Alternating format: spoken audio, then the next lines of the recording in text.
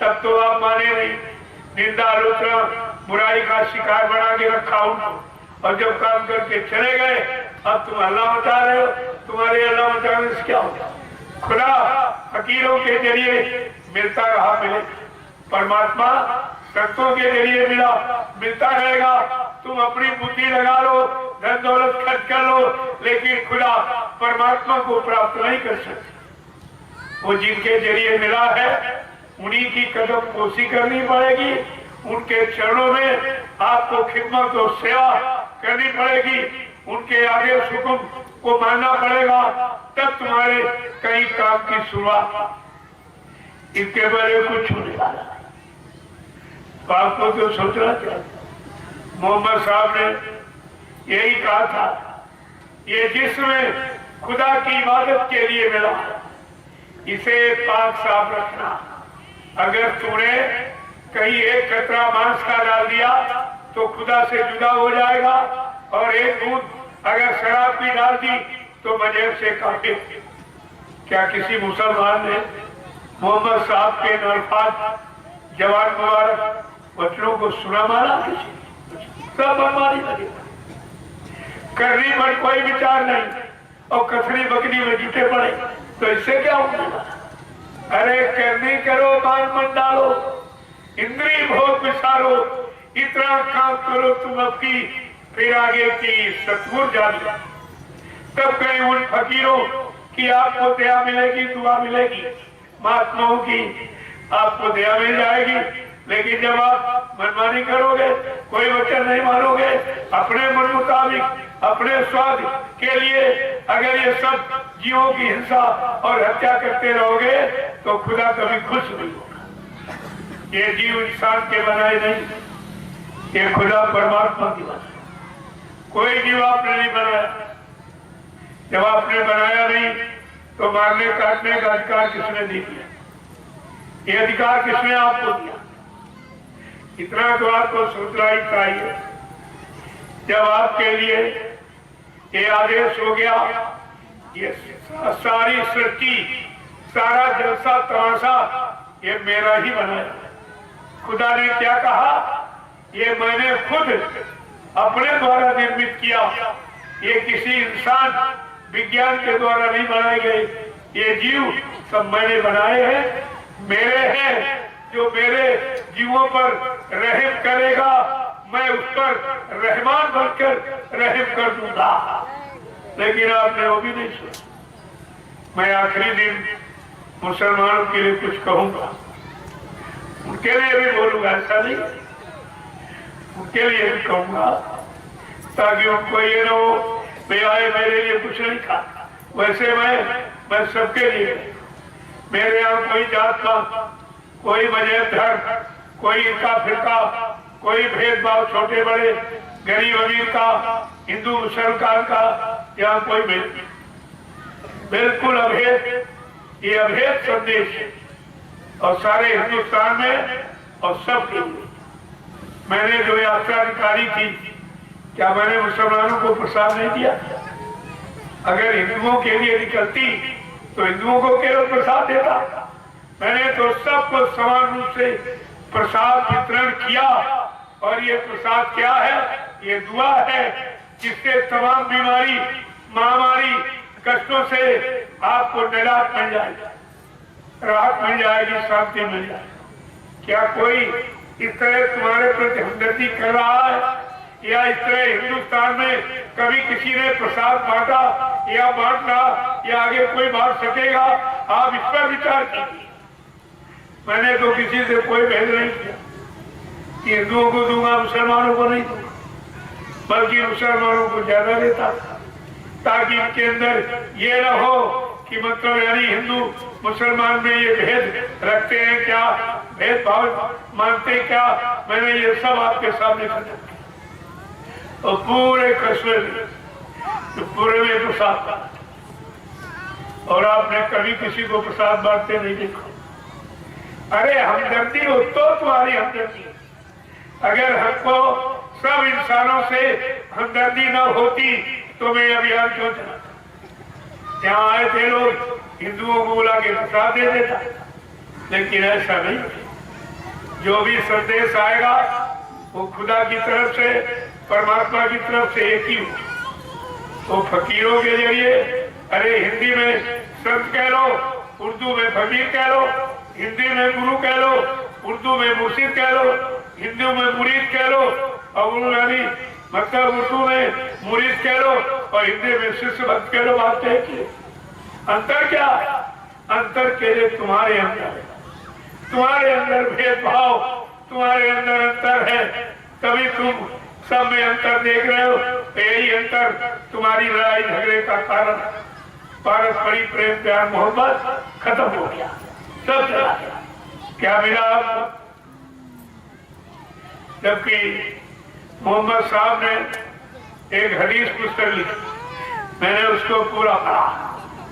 उन्होंने लिखा है, हर हम मन खिदमते रहम कुमुर रहमान, हे परवरदिगार आलम, अल्लाह ताला खुदा रहमान, तू सब पर रहम कर, सब पर रहम कर, सब जीव तेरे बनाए हुए हैं, सब में रहम ईमान पैदा कर दो। ये बेचारे सब रहम और ईमान से खाली हो गए, इनका इन पर रहम और दया सिखा दो ताकि ये आपके बनाए जीवों की कदर करें। सब में आपकी रूह यानी जीवात्मा रूह को देखे और देख करके उनको सीधा और प्रणाम करे, सलाम करे। लेकिन ये बात किसी की समझ में नहीं आई। अरे प्रणाम दो, सलाम दो, एक अंतर कुछ केवल तुम्हारे अंदर अंतर, तभी तुम बाहर भी अंतर देख रहे। इसी अंतर भेद को संत महात्मा फकीरों ने उजागर किया, जा करके समाज में लोगों के सामने खोला सारा भेद और सबको बताया हम सब उस खुदा परमात्मा की औलाद हैं, संतान हैं। जब हमारा सत्ता पिता एक ही है तो पिता में क्यों भेद कर रहे हो? तो उसी में भेद बता रहे हो। है खुदा खुद में खुदी और खुद खुदा से दूर है, और जिसमें जितने ये देखता सब में खुदा का नूर है खुदा खुद में खुदी और खुद खुदा से दूर है, और जिसमें जितने ये देखता सब में खुदा का नूर है। रहमत ईमान मिलकर ये मुसलमान जाति बनी। कैसे मुसलमान?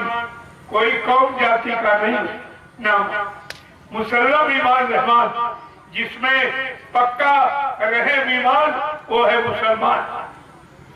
कोई जात कौम नहीं है, लेकिन आपने बना डाली तो झगड़ा कर रहे हो। जिसमें रहे ईमान वो मुसलमान। फकीरों ने क्या कहा? रहे मेरे ईमान मिलकर ये मुसलमान जाति बनी, कर कर रहम दिल से खो गया तू बन गया बेपीर। है खुदा खुद में खुदी और खुद खुदा से दूर है, और जिसमें जितने ये देखता सब में खुदा का नूर है। हर जिस्म जर्रे में खुदा ने क्या किया? परमात्मा खुदा ने हर जिस्म जर्रे में खुदा ने रूह को दाखिल किया। क्या कोई शरीर ऐसा है जिसमें खुदा की रूह नहीं है? क्या परमात्मा की जीवात्मा नहीं है? क्या कह रहे हैं फकीर? आपको याद दिलाते हैं, होश में लाते हैं।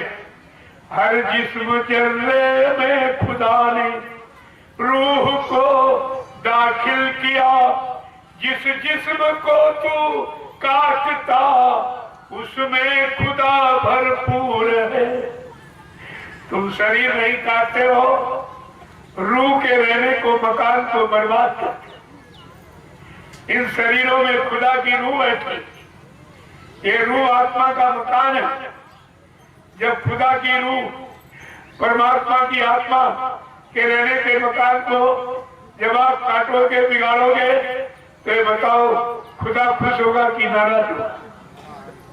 तुम उसके खुशी नाराज की नहीं जानते हो। हर जिस्म जर्रे में खुदा ने रूह को दाखिल किया, जिस जिस्म को तू काटता उसमें खुदा भरपूर है खुदा खुद में खुदी और खुद खुदा से दूर है। और जिसमें जितने ये देखता सब में खुदा का नूर है। और फिर आप पुकार गुहार लगाते हो, क्या चिल्ला के कहते हो? बिस्मिल्लाह रहमान के गुहरावता, बिस्मिल्लाह रहमान के गुहरावता। बन गया तू खुद वो कातिल, समझे खुदा को दूर है खुदा खुद में खुदी और खुद खुदा से दूर है। और जिसमें जितने देखता सब में खुदा का नूर है। अब बताइए आप ये कहते, इसलिए फकीरों ने समझा के क्या कहा? करता गुनहगार बनकर, करता गुनहगार बनकर अंत दोजख जाएगा। उर्दू में दोजख, हिंदी में नर्क कहते हैं। नर्क को दो जगह की बात क्या कह रहे फकीर महात्मा? करता गुनहगार बनकर अंत दोजख जाएगा। दरबार हो गए जब खुदा के और तब तू क्या बतलाएगा? जब आपसे खुदा पूछेगा कि तुमने मेरे बनाए कितने जिस्म शरीरों को नष्ट किया, बर्बाद किया, कितने को काटा पीटा, इन जिस्म में शरीरों में मेरी रूह बैठी है, मैंने रूह के रहने के लिए ये जिस्म शरीर बनाया और तूने काट पीट कर सब खत्म कर दिया और उनके मुर्दा मांस को तूने इस जिस्मानी मस्जिद में रखा जिसमें खुदा की रूह बैठी। ये सच्ची मस्जिद, ये जिस्मानी मस्जिद खुदा की बनाई और ईंट पत्थर वाली इंसान की। तो इंसान की बनाई वाली मस्जिद में खुदा रहेगा कि अपनी बनाई वाली मस्जिद? तुम इतना भी तो नहीं समझ पाए अभी तक, और सब गुनाह के सिवा कुछ नहीं। इसलिए समझा कर फकीरों ने क्या कहा? करता गुनहगार बनकर अंत दोजख जाएगा। दरबार हो गए जब खुदा के और तब तू क्या बतलाएगा? फिर सजा फरमान को भी खुदा मजबूर है, फिर सजा फरमान को भी खुदा मजबूर है खुदा खुद में खुदी और खुद खुदा से दूर है। और जिसमें जितने देखता सब में खुदा का नूर है। इतनी बड़ी महात्माओं ने, वकीलों ने हमें आपको तालीम और शिक्षा दी। क्या कह रहे कि शुक्र कर ले उस खुदा का और जिसने ये दिया। फकीर क्या कह रहे? अरे शुक्र गुजार कर जो खुदा ने तुझे जिस्मानी मस्जिद दी, अपने से मिले, अपने को पाने के लिए, अपनी रूह का दर्शन दीदार के लिए खुदा ने ये जिस्मानी मस्जिद आपको तकसीम दी खैरात के रूप में। कोई पैसा नहीं, कोई लागत नहीं। क्या कह रहे कि शुक्र कर ले उस खुदा का और जिसने ये दिया। शुक्र कर ले उस खुदा का और जिसमें जिसने ये दिया और पाक रखे इस जिस्म को, सबने इसे सिजदा किया। इसलिए मोहम्मद साहब ने कहा ये जिस्म खुदा की इबादत के लिए मिला है, इसे पाक साफ रखना। अगर तूने एक कतरा मांस का डाल दिया तो खुदा से जुदा हो जाएगा, और एक बूंद शराब भी डाल दी तो मजेब से काफिर। क्या किसी मुसलमान ने मोहम्मद साहब के इन जवान मुबारक जो बच्चों को उन्होंने फरमाया है, क्या किसी ने अख्तियार किया है, स्वीकार किया? किसी ने कितना समझा के कह रहे, अरे खुदा का शुक्र गुजार कर जो उसने अब की बार तुझे जिस्मानी मैगी खुदा से मिलने के लिए दे दिया। शुक्र कर ले उस खुदा का, और जिसने ये दिया और पाक रखे इस जिस्म को, सबने इसे सिजदा किया। स्वाद के फिरके में फंसकर आप कहां पर गिर गए? क्षणिक जवान के स्वाद की, इस जवान के स्वाद के लिए खुदा के बनाए लाखों शरीरों का आपने हनन किया, मारा, काटा, सताया, अपमानित किया। क्या इसकी सजा कहीं माफी मिल जाएगी? क्या इसकी माफी कोई दिला देगा? ऐसा कोई धरती मंडल पर है जो आपको इस गुनाह की माफी दिलाएगा? क्या कह रहे हैं कि स्वाद के फिरके में फंसकर क्यों बना मगरूर है? स्वाद के फिरके में फंसकर क्यों बना मगरूर है?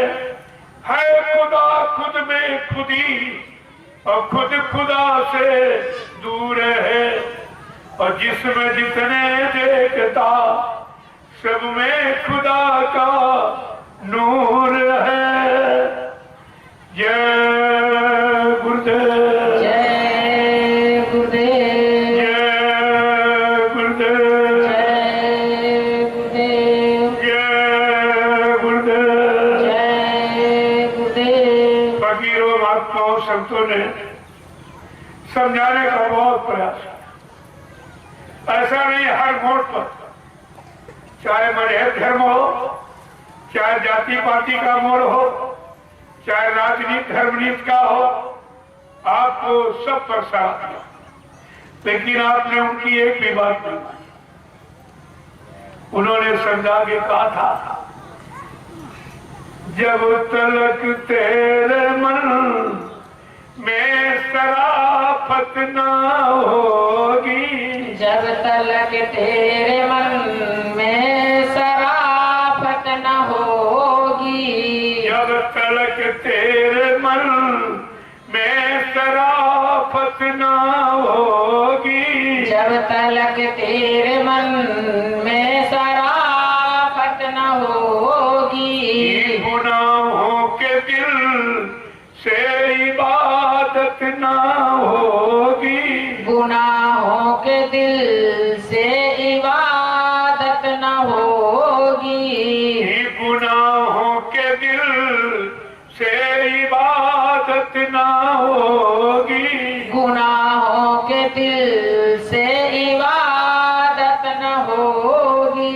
रहम करना रहमान इका हुक्म है, रहम करना रहमान का हुक्म है, रहम करना रहमान इका हुक्म है, रहम करना रहमान का हुक्म है।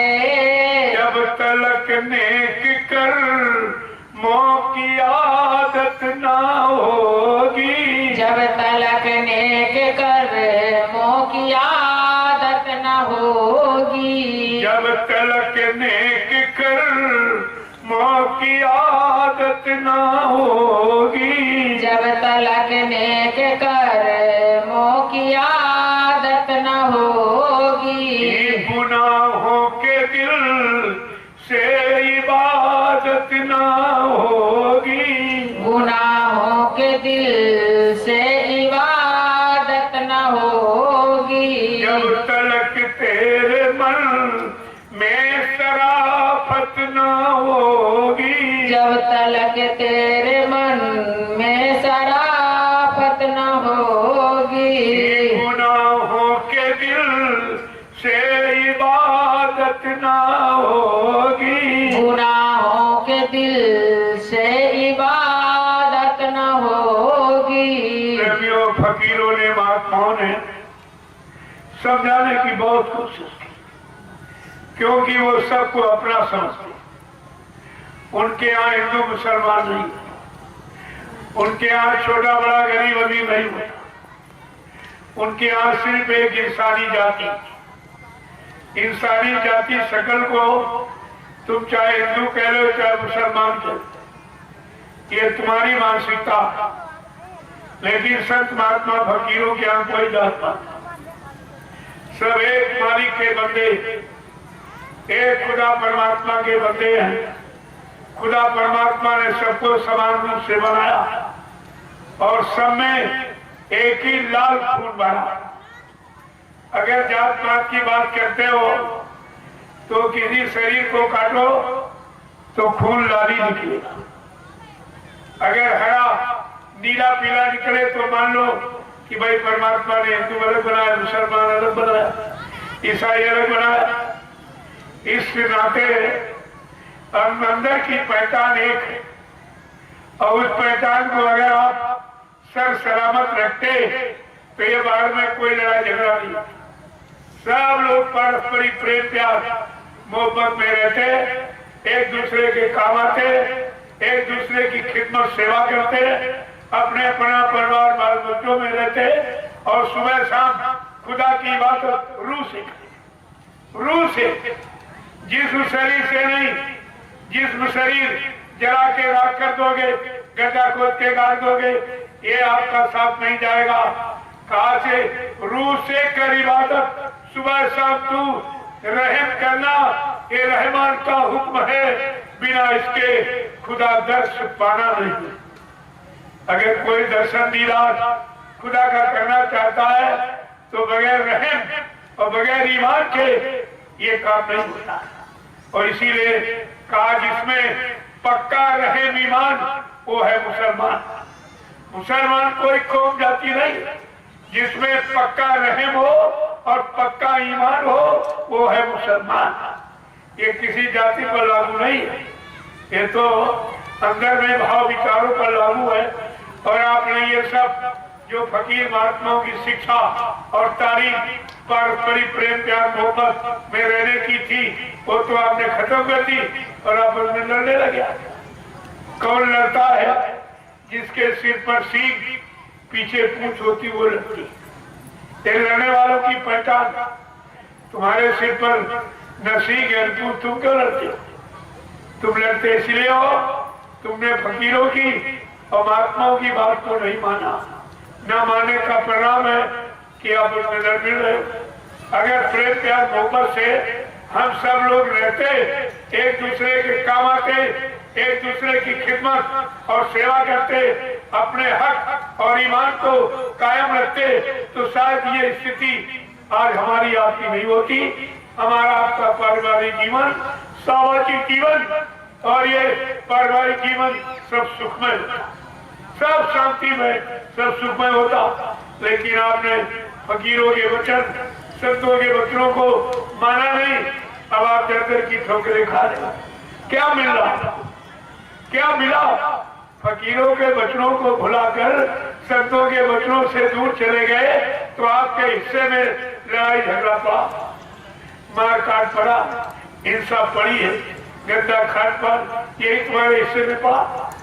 तुमने फकीरों की और महात्माओं की बात नहीं मानी। इसलिए उन्होंने सबको समझा के कहा कि जब तलक तेरे मन में शराफत ना होगी, जब तलक तेरे मन में शराफत न होगी, गुनाहों के दिल से इबादत ना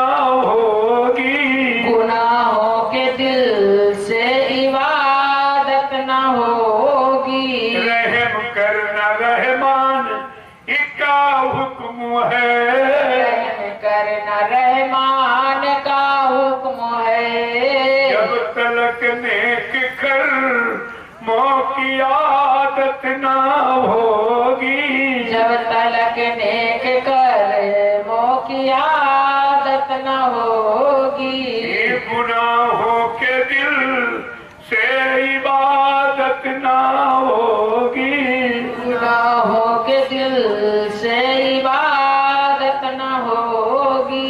ये आवाज युग के मसीह ने दी है, आवाज युग के मसीह ने दी है।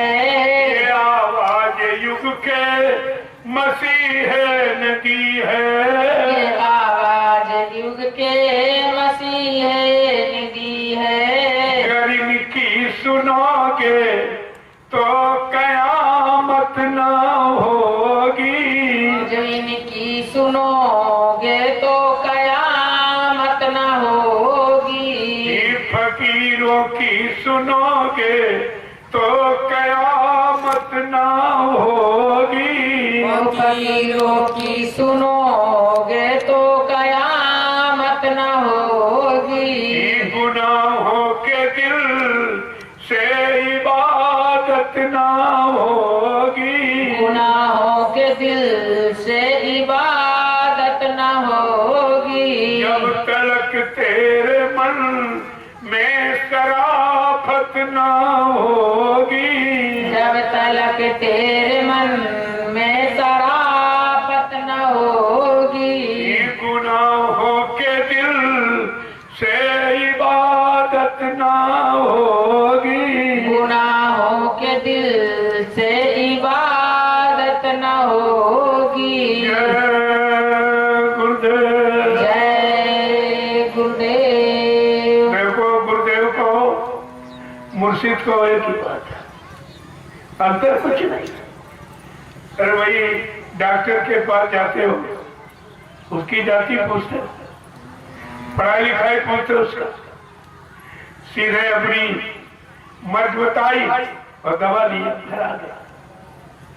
जब किसी को लेना होता है, मार्केट बाजार जाते हो तो जाति पूछते आप, क्योंकि आपको अपने सामान से मतलब। ठीक इसी तरह से आपको अपने आत्मिक ज्ञान, रूहानियत की गिरा केवल उससे मतलब है, अगर वो कहीं मिल जाए समझो खुदा का पाने का रास्ता मिल गया, परमात्मा की प्राप्ति का रास्ता मिल गया। लेकिन जब तुम्हारे में कोई पकड़ नहीं है, केवल अकड़ है, अकड़, पकड़ नहीं है, अकड़, और अकड़ में इतना जकड़ गए हो कि निकलना मुश्किल, वहां से निकलना भी आपको बड़ा मुश्किल है। तो फिर ये कब होगा, कैसे होगा? इतनी भारी बीमारी आ गई, किसी का जोर चला, कोई जोर नहीं, कोई समझ नहीं पाया क्या। और मैंने पहले भी आपसे कहा था, अगर फकीरों की, संतों महात्माओं की बात को आपने न माना तो कुदरत नाराज हो और वो कुछ करना चाहती, और कुदरत का काम तुम्हारे हित में नहीं होगा, वो आपके हित में नहीं होगा। कुदरत को मनाना केवल संत महात्मा फकीर जानती, बाकी उनको मनाना कोई नहीं जानता। जब उसे आप बना नहीं पाओगे तो तुम्हारे पर हो रहा ये जो प्रहार हो रहा बीमारी का, क्या इससे आपको राहत मिलेगी? और सब परेशान, इसमें कोई बाकी नहीं रहा। अब आप देखिए बीमारी क्या पूछ के आई थी, हिंदुओं की मुसलमान हो, गरीबों की अमीर हो, पढ़े लिखे अनपढ़ हो, स्त्री पुरुष, कुछ वो समान रूप से आई, क्योंकि संत महात्मा फकीरों के वचन सबके लिए समान लाभ देने वाले होते हैं, अगर आप लेना सीख जाओ तो, और नहीं तो कुदरत मजबूर कर देगी। मैं तो केवल इशारा ही कर सकता हूं, आगे समय आ रहा है, इन इशारों की जरूरत आपको है, क्योंकि जब जब ऐसा वक्त समय आया, जो भी खुदा की तरफ से जो आया, यानी संदेश देने के लिए पैगाम कलाम सुनाने के लिए, तो कोई हिंदू मुसलमान बन के नहीं आया, कोई छोटा बड़ा गरीब अमीर बन के नहीं आया। वो सबके हित में और सबका हित और सबका बचाव हो और सबकी रक्षा हो, वो ये काम करने आया और सबको समान रूप से उसे वितरित किया। अब कितने लोगों ने लिया नहीं लिया, ये तो आप पर निर्भर करता, आप ले रहे कि नहीं ले रहे, नहीं तो आगे तो और समय खराब है। अभी आपने बीमारी देखी कहाँ, ये तो एक छोटा सा चुटकुला कुदरत ने छेड़ा है और कहा अभी आप संत महात्मा फकीरों की बात जो उन्होंने शाकाहारी रहने बनने का आदेश दिया। ये शाकाहार का मतलब कोई नया नहीं है। बच्चा चाहे मुसलमान घर में पैदा हो चाहे हिंदू घर में पैदा हो, हर माँ ने पैदा होने के वक्त अपने बच्चों को अंडा खिलाया था कि मुर्गा बकरा खिलाया कि शराब पिलाई, हर माँ ने अपना दूध पिलाया। ये दूध शुद्ध शाकाहार। हम लोग जन्म से शाकाहारी पैदा ही हुए, हमारा यानी जन्म सिद्ध अधिकार है शाकाहार का। मैं कोई नई बात थोड़ी आपको बता रहा, ये तो हम जन्म से शाकाहारी पैदा हुए, सदाचारी पैदा हुए, ब्रह्मचारी पैदा हुए। 3 गुण लेकर ये जन्म होता है बच्चे का, और 3 में से आपने पहला गुण खत्म कर दिया कि आप शाकाहारी नहीं रह पाए, तो सदाचारी ब्रह्मचारी बनने का प्रश्न ही नहीं, वो तो प्रश्न ही आपका खत्म हो गया, तो सजा के सिवा और मिले। अरे परमात्मा खुदा ने जितने जीव बनाए सबका भोजन अलग, पशुओं का अलग बनाया, पक्षियों का अलग बनाया, जंगली जानवरों का अलग और कीड़े मकोड़ों का अलग, और आदमी इंसान का भोजन सबसे अलग बनाया, क्योंकि खुदा को इंसान सबसे ज्यादा प्यारा है। तो स्वामी महाराज ने लिखा है कि भगवान ने खुद कहा कि सब मेरे इस सब मम उपजाए और किन में आधी के मनुज मोहे भाए। क्या कह रहे परमात्मा खुदा का संदेश क्या है? कहा ये सारी खिलकत, सारा जलसा तमाशा, ये सारी सृष्टि और सारे जीव मेरे ही बनाए, कोई आदमी इंसान ने कोई जीव नहीं बनाया। इसलिए मनुष्य मुझको सबसे ज्यादा प्यारा है। अपने प्यारे इंसान के लिए मैंने भोजन अलग बनाया, सीजनल अनाज, सीजनल दालें, सीजनल सब्जियां, फल फूल मेवे, दूध मक्खन मलाई घी, इसको कहते हैं शुद्ध शाकाहार। इतना पौष्टिक आहार किसी जीव के लिए नहीं बनाया जितना खुदा परमात्मा ने अपने इंसान के लिए बनाया। लेकिन इंसान फिर भी गंदगी खाने को तैयार होता, फिर भी अपना अच्छा भोजन छोड़ देता है। अरे भाई, दूसरे की थाली जब छीन लोगे तो उसको भोजन नहीं मिलेगा, वो खुश होगा कि नाराज? आपने जो ये सारी छीनी है तो देख लीजिए, विचार कीजिए कि गिद्ध देश से चली गई। गिद्ध कहीं दिखाई दे रहा, क्योंकि भोजन आप करने लगो। मांस गिद्धों का भोजन था, उनका भोजन आपने छीन लिया, वो बेचारे पलायन कर दिया। अरे भाई, जिसको घर में रोटी नहीं मिलेगी वो भी घर बार छोड़ देगा, क्या करेगा बेटी? तो आपने ये सब काम किया है, ये गुनहगार आप हो। इसलिए कुदरत वो सजा सुनाने जा रही है बीमारी के माध्यम से, तरह तरह की बीमारी। अभी आपने क्या देखी, ये तो एक छोटा सा चुटकुला आपके सामने कुदरत ने छोड़ा, सारा विश्व तबाह हो गया।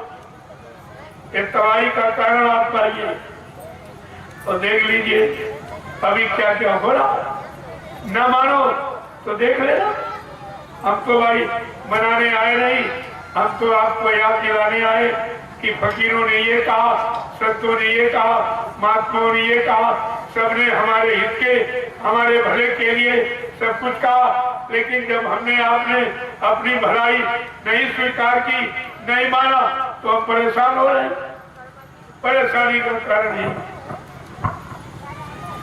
आए हैं लेके पैगाम खुदा का ये, इन फकीरों को कोई पहचाना नहीं।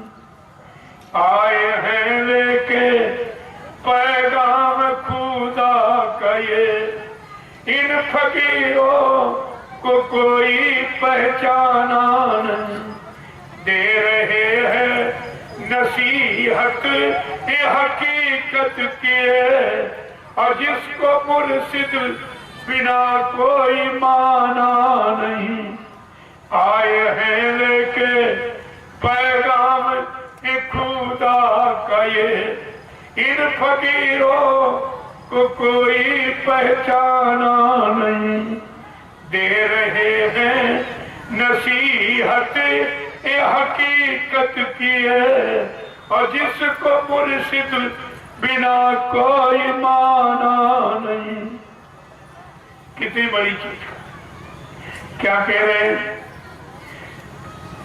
जिसमें जिस्मानी मस्जिद खुदा की है ये, जिसमें जिस्मानी मस्जिद खुदा की है ये, रूह से कर इबादत सुबह शाम तू, रूह से कर इबादत सुबह शाम तू।